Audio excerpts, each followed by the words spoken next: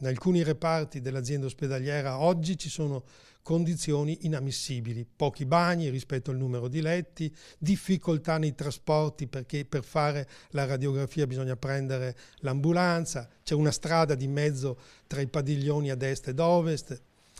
Quindi la prima cosa è un ospedale centrato sulle esigenze dei pazienti e non dei medici. Da qui al momento in cui lo vedremo, da 5 a 10 anni devono passare.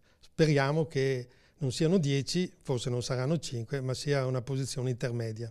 Sarà il nuovo ospedale di Padova la casa della ricerca in campo medico dell'azienda ospedaliera, un settore nel quale la struttura dell'Università Patavina rappresenta degnamente l'eccellente livello della ricerca in Italia, nonostante la carenza di finanziamenti e infrastrutture.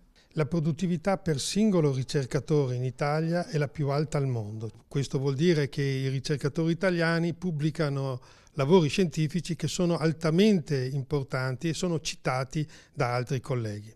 In alcuni settori, ad esempio l'oncologia, siamo primi in Europa, primi rispetto a paesi che hanno investimenti anche economici importanti, parlo dell'Inghilterra piuttosto che la Germania. E proprio la questione della mancanza di fondi e soprattutto di ambienti adeguati alla ricerca è un punto fondamentale se vogliamo frenare la fuga dei ricercatori all'estero. Sono difficili da richiamare perché hanno stipendi più elevati dei nostri, hanno capacità di investimenti per la ricerca più importanti, quindi di formazione di gruppi di lavoro stabili. Se il nostro Paese cercherà di supportare ancora le università e gli istituti di ricerca, possiamo proiettarci per un futuro che ci permetta di rimanere competitivi. Ma non è solo la fuga dei cervelli a causare il problema della carenza dei medici, a finire sotto accusa spesso è il mondo delle scuole di specialità e il meccanismo del numero chiuso. Mancanza specialmente di alcuni specialisti, questa non è dovuta al numero chiuso a medicina,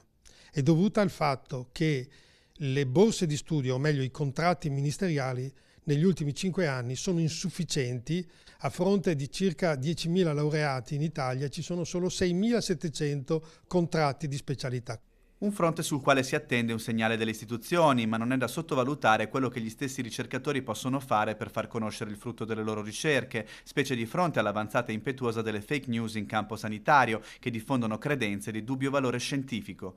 Un esempio è quello dei vaccini, a partire dagli ultimi dati diffusi dall'Organizzazione Mondiale della Sanità. Ogni minuto noi salviamo con i vaccini 5 vite, ne salviamo 300 ogni ora, 7.000 ogni giorno, 2 milioni e 500 vite all'anno. Sono sempre più probabili vaccini che coprano non solo l'età infantile, ho parlato prima della celiachia, c'è chi sta studiando delle vaccinazioni per questa malattia piuttosto che per altre patologie.